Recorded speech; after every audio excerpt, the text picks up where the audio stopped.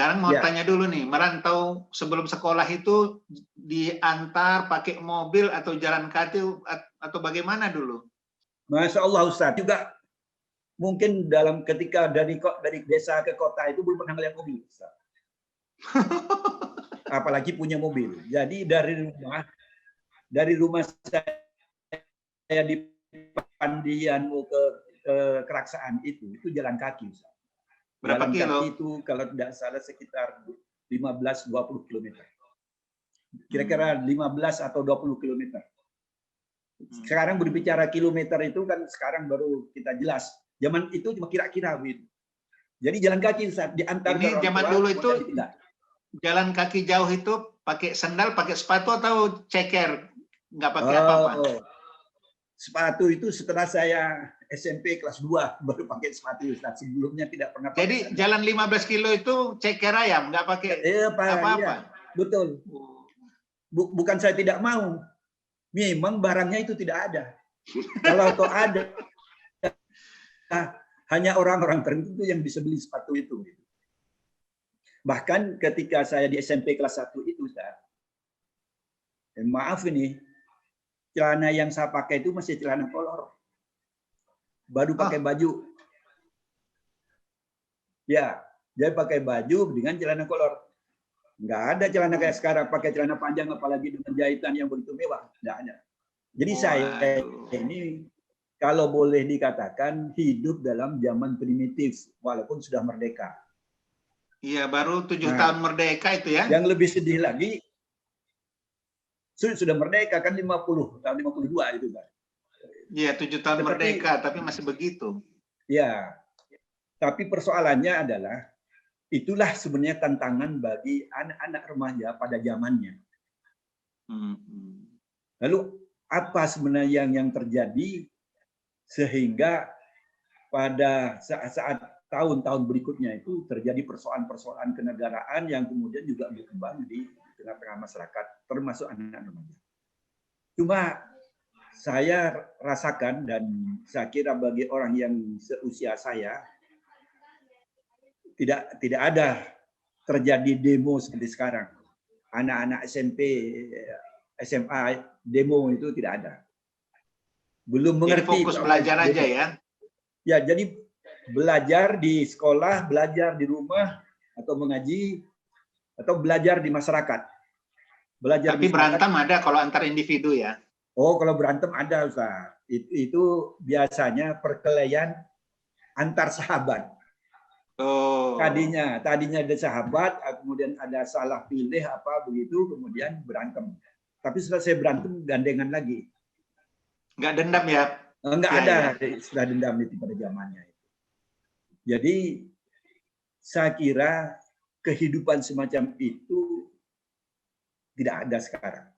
Kalau anak remaja sekarang bahkan berkelompok dari STM lalu melawan SMA atau dari aliyah melawan dengan SMK gitu, bergerombol, zaman saya itu tidak ada. Kalau ada berantem satu persatu, jadi lebih sportif kan. Tapi kalau sama guru gimana? Sekarang kadang-kadang sama guru pun melawan. Kalau dipukul malah dia. Sekarang dulu gimana Kai? Ya, saya rasakan sendiri baik pada zaman SD, apalagi juga di zaman SMP. Jadi anak-anak itu sangat taat kepada etika, sopan santun. Dan contohnya saja pada waktu di SD saya rasakan, pada saat saya tahu ini pada waktu di SMP di Keraksaan. Kalau saya sebenarnya naik sepeda, seandainya saya naik sepeda, kalau ada guru yang pulang sekolah atau mau berangkat sekolah, dia berjalan kaki. Murid ini turun, Ustaz. Untuk mendahului gurunya itu dia turun. Jadi itu etika di situ. Jadi begitu sampai dekat dengan guru, dia mengatakan, guru mohon maaf saya mau berangkat duluan. Silakan. Kalau dipersilahkan baru naik sepeda lagi. Kalau sekarang kan enggak. Bukan naik sepeda, naik motor, apalagi naik mobil. Lihat gurunya cuma, halo Pak Guru. Kalau saya naik sepeda itu turun. Bukan saya saja, semua masyarakat juga begitu. Dan ini banyak ditopang oleh etika yang diberikan oleh orang tua. Jadi orang tua mengatakan, kamu jangan menjadi tidak sopan kepada guru, nanti ilmunya tidak bermanfaat, tidak berkah. Tidak Itu berkah selalu katanya ya. diingatkan oleh orang tua.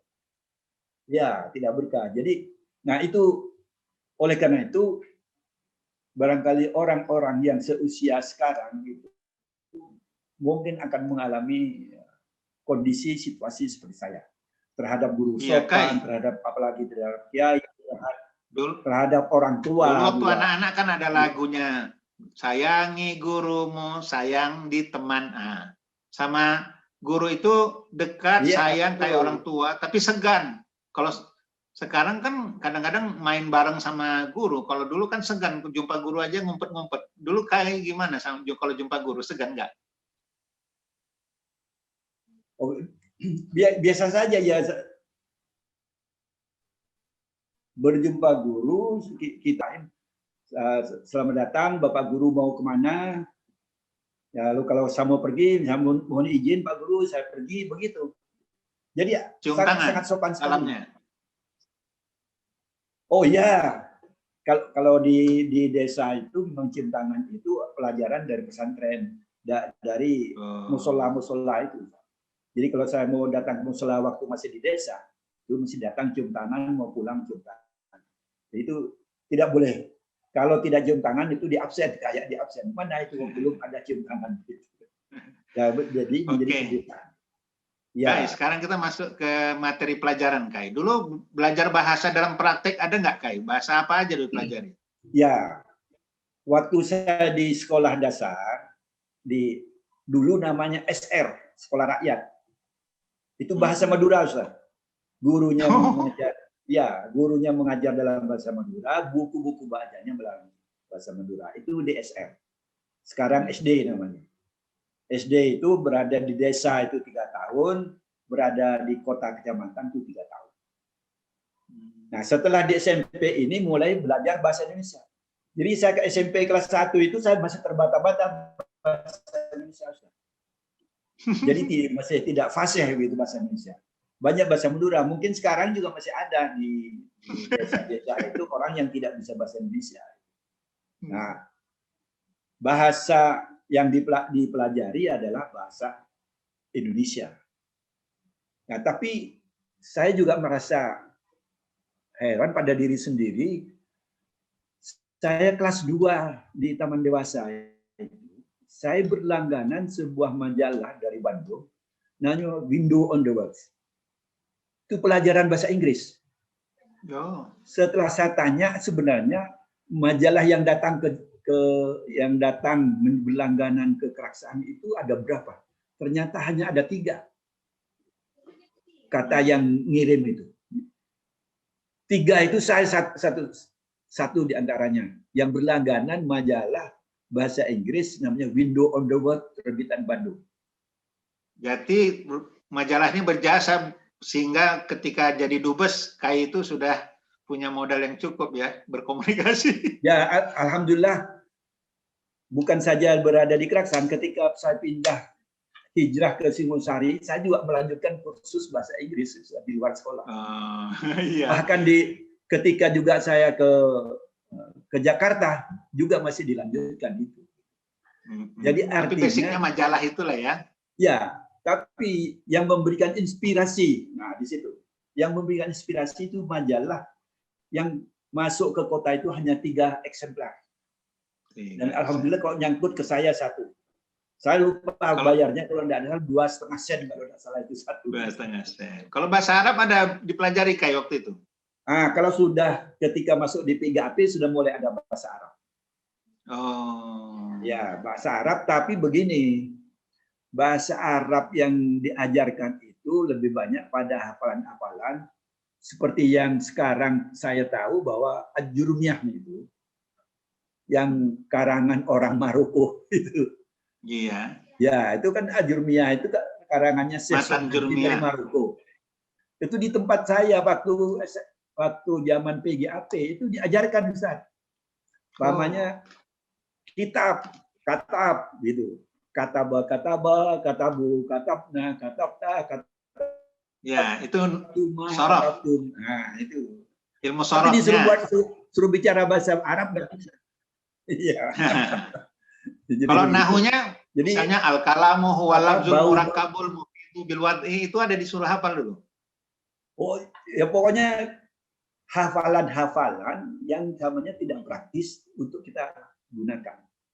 Jadi kalau kita disuruh berbicara bahasa Arab memang tidak bisa.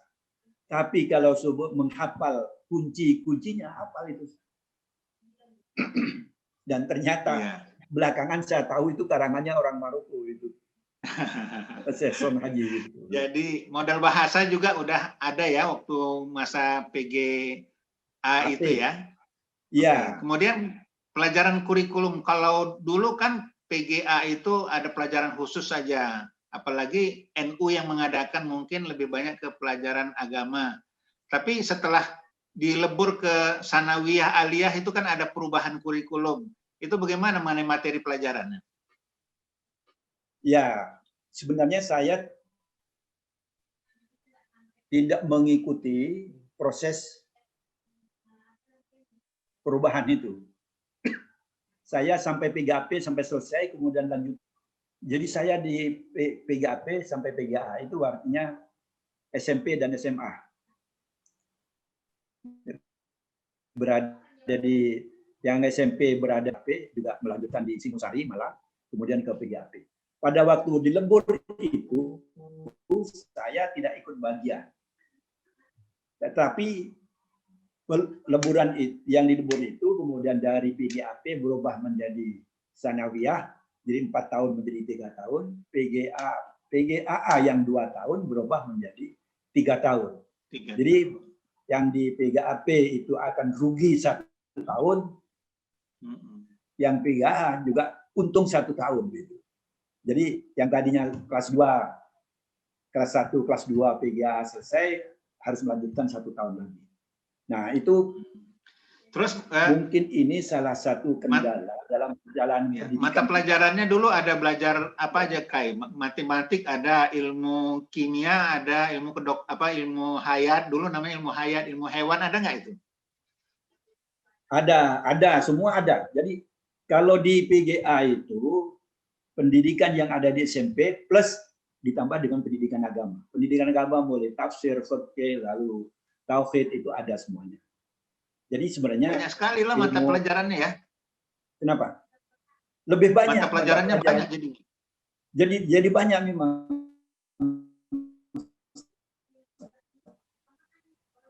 Kalau di sekolah-sekolah yang ketahui. Tapi kalau sudah pindah ke di sanawiyah atau PGAP atau PGA itu ilmu agamanya lebih banyak.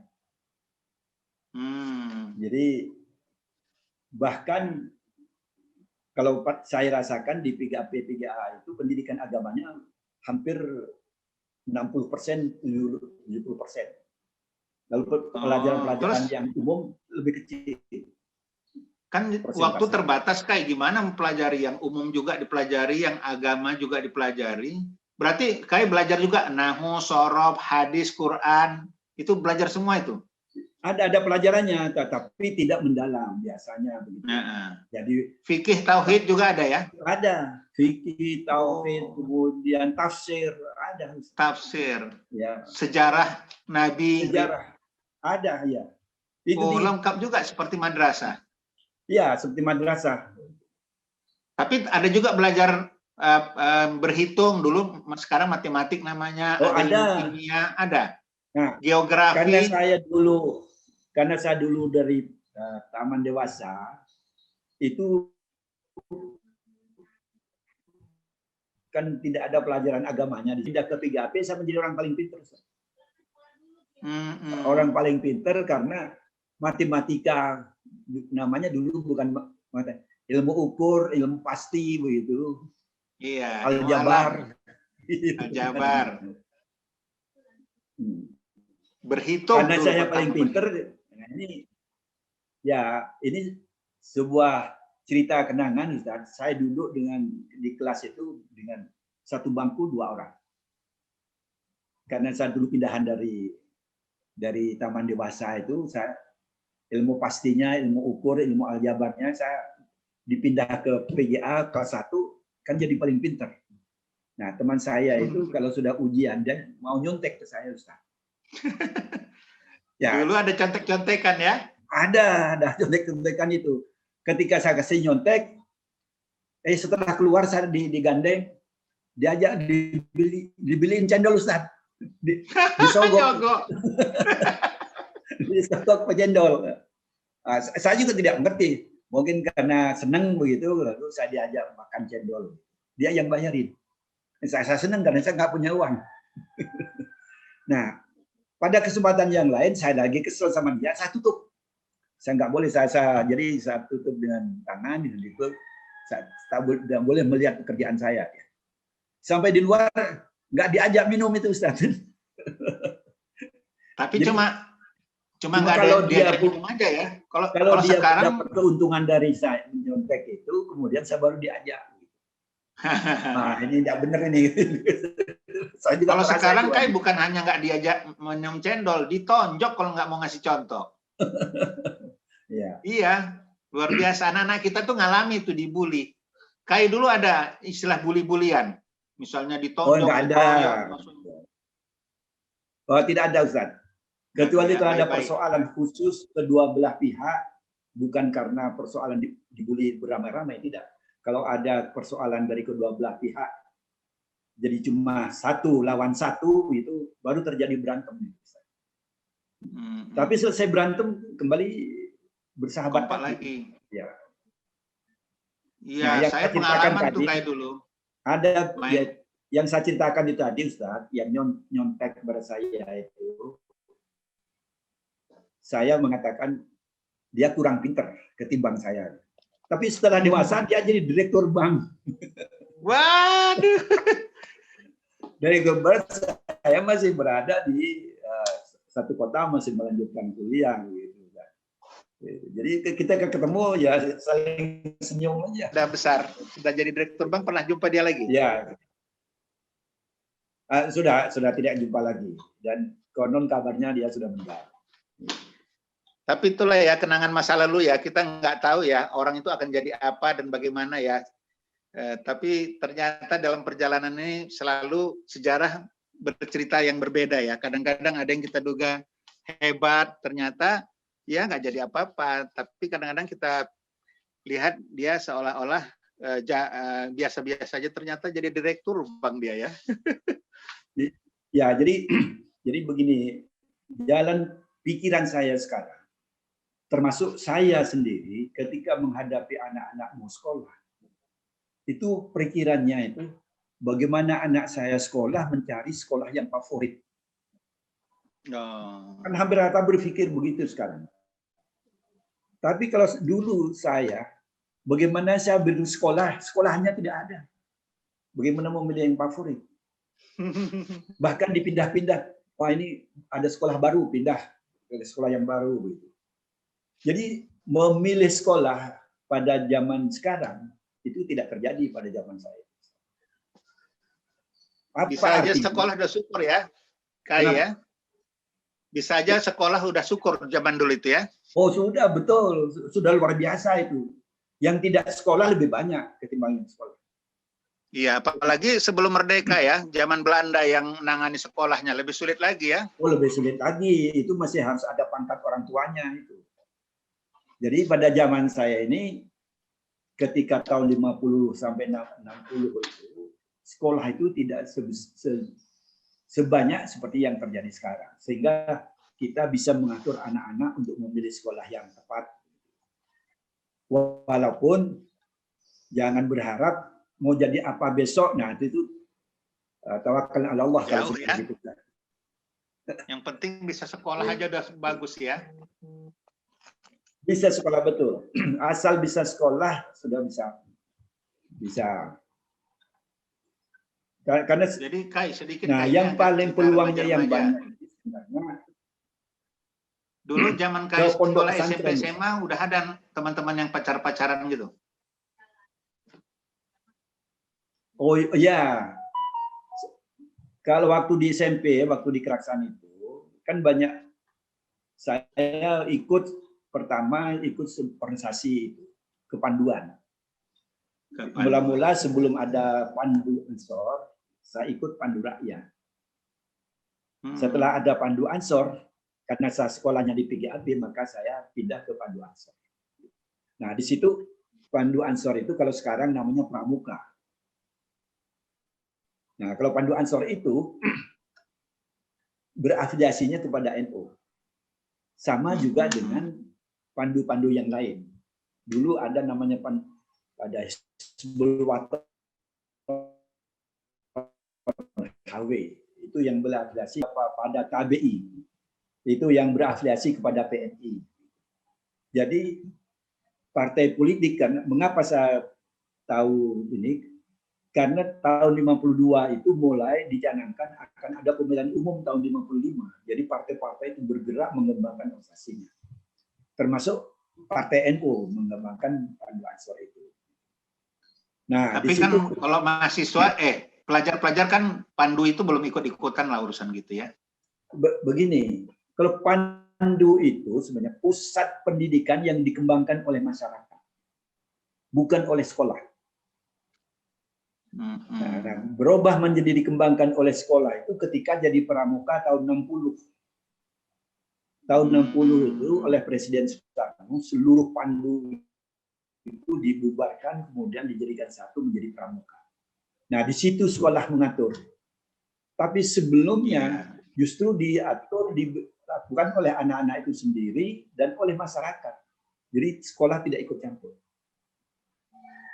Jadi tidak menghalang-halangi, sekolah tidak menghalang-halangi, tidak nyuruh. Kalau sekarang selain sekolah pramuka, mewajibkan,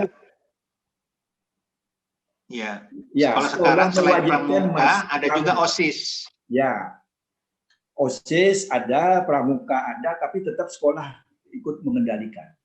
Barangkali nilai, kalau kita berbicara demokrasi sekarang, nilai demokrasinya dulu lebih demokrasi. Diberikan kebebasan anak untuk memilih mau masuk pandu HW, mau pandu rakyat, mau pandu KBI, mau pandu ansor, silakan, tidak ada halangan. Jadi menurut Kai sekarang tidak lebih demokrasi dari dulu karena harus ikut OSIS, harus ikut pramuka. Kalau iya, kalau sekarang justru dikendalikan, Ustaz. Anak-anak saya harus masuk OSIS, harus masuk pramuka. Senang tidak senang harus ikut. Gitu. Nah, di situ barangkali akan lahir kemandirian anak setelah dewasa. Dan itu yang saya dapatkan karena saya oleh orang tua diizinkan, tidak pernah dilarang. Kemudian sekolah juga tidak melarang dan saya ikut sehingga saya bisa secara mandiri mengatur diri sendiri, bahkan ketika melakukan camping ke mana-mana itu kita berusaha sendiri. Orang tua tidak ikut campur, guru tidak ikut campur.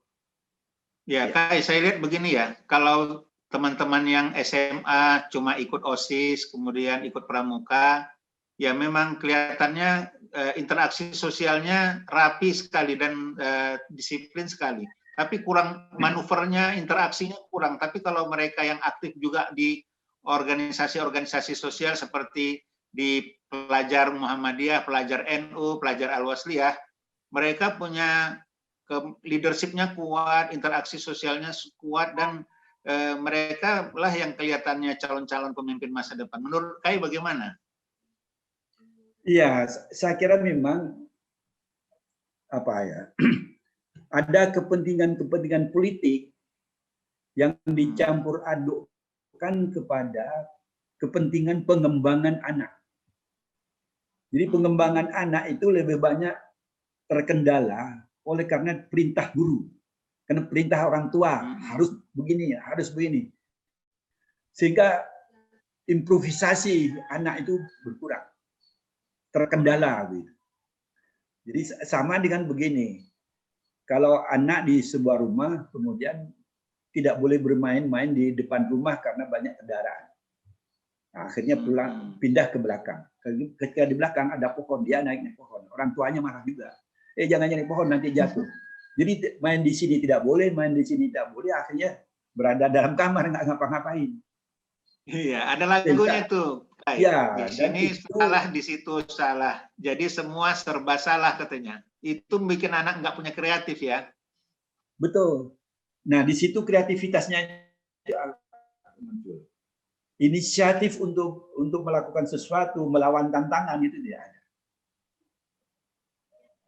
Sehingga ya saya merasa bersyukur punya orang tua ketika di desa begitu sangat demokratis, saya diberi kesempatan yang tadinya saya mengasihi, tapi ternyata belakangan saya tahu bahwa saya diberi pelajaran yang begitu luas di desa. Begitu ketika pindah ke kota, ke Keraksaan, saya juga bersama dengan bapak yang mengangkat saya juga diberikan kebebasan untuk memilih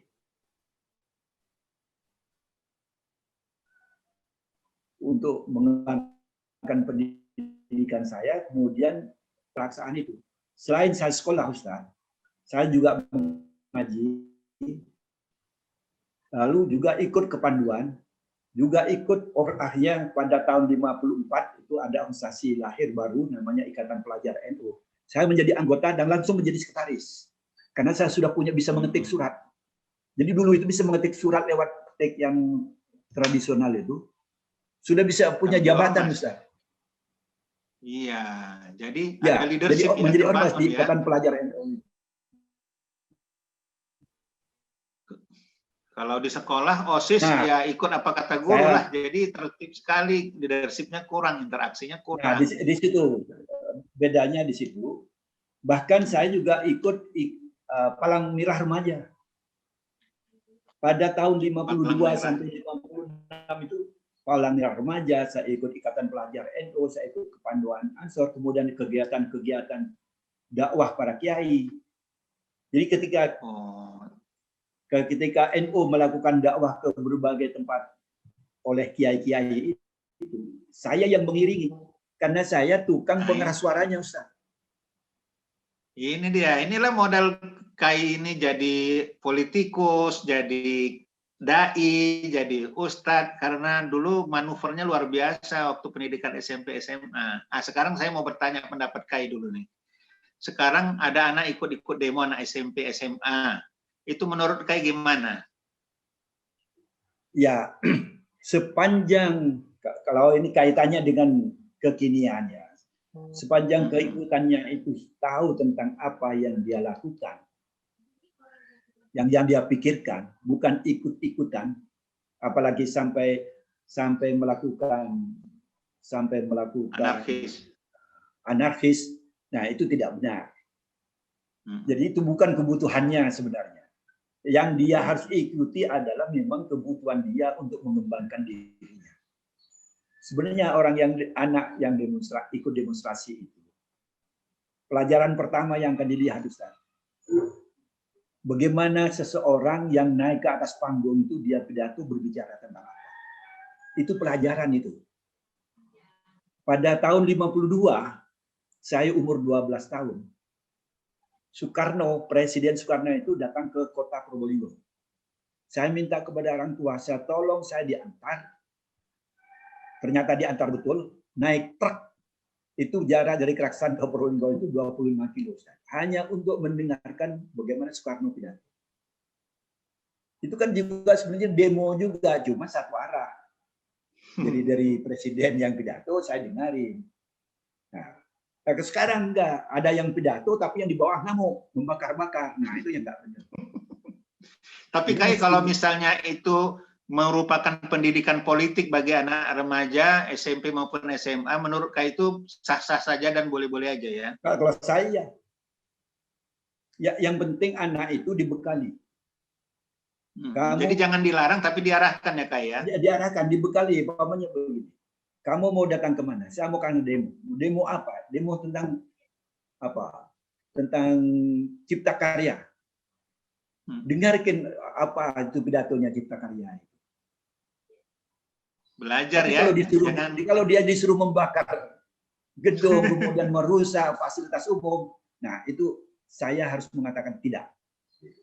Iya, Jadi keberanian jadi kalau mengatakan digunakan iya dan untuk mengatakan kriminal tidak. itu hanya kepentingan orang tertentu karena ingin mengganggu situasi. Tapi kalau itu hanya untuk edukasi, baguslah ya karena dia harus punya modal untuk masa depan ya. Kalau nggak cuma belajar aja, dia otaknya yang pintar nanti, tapi kreativitasnya kurang. Betul. Jadi sebenarnya pengalaman saya saja, saya tidak pernah berpikir menjadi anggota DPR, apalagi sampai menjadi pimpinan. Tidak pernah terpikir saya menjadi duta besar. Kalau saya mau, saya juga sudah jadi menteri, Ustaz. Tapi itu kan bukan pikiran saya. Tapi yang pikiran saya pada zaman anak-anak itu bagaimana saya memperoleh pengetahuan sebanyak-banyaknya, seluas-luasnya, tanpa ada hambatan. Hambatan itu yang pada zamannya yang harus dihadapi. Nah, adakah anak-anak kita menghadapi seperti itu sekarang? Nah, di sini barangkali bagaimana manfaat yang bisa dilakukan di masa yang sekarang ini berdasarkan pengalaman-pengalaman yang lalu. Nanti barangkali setelah ini kita kan mau membahas tentang bagaimana keterlibatan keaktifan KAI di dalam organisasi, ditambah lagi nanti bagaimana petualangan, kombinasi dari itu semualah ya yang menjadi modal dasar membuat KAI itu ketika masuk ke terjun di bidang politik punya modal yang cukup ya, baik modal akademis maupun modal sosialnya udah tinggi sekali ya, tambah lagi modal agama. Nah, iya. baik KAI, kalau orang sekarang mungkin kurang itunya. Nah, kalau sekarang ini begini, kadang-kadang anak itu mau mengembangkan dirinya berhadapan dengan hambatan-hambatan. Nah, hambatan itu yang memang layak untuk dihadapi oleh anak itu. Tetapi ada hambatan yang sebenarnya bukan saatnya anak itu menghadapi persoalan-persoalan seperti itu. Jadi tentang memilih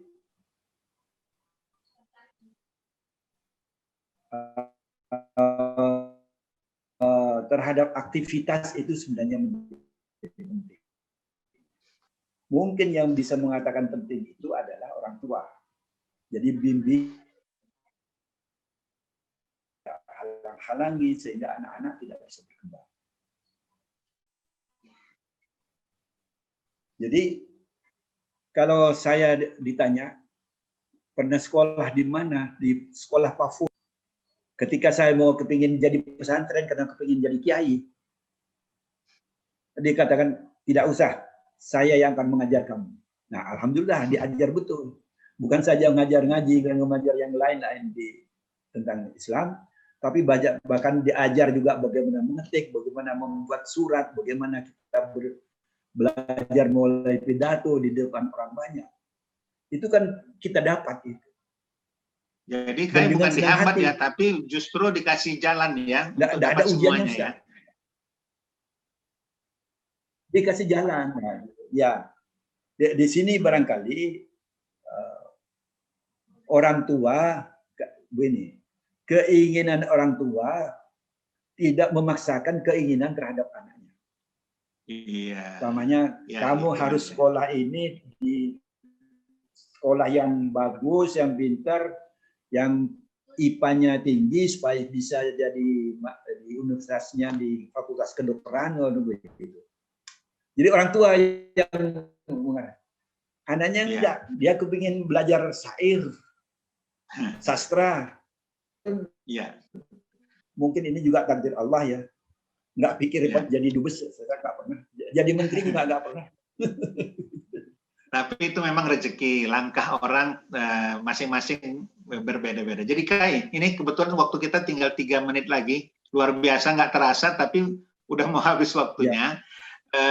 Tadi KAI kan cerita syair-syair nih terakhir. Bagaimana tentang pendidikan seni di sekolah masa KAI belajar dulu?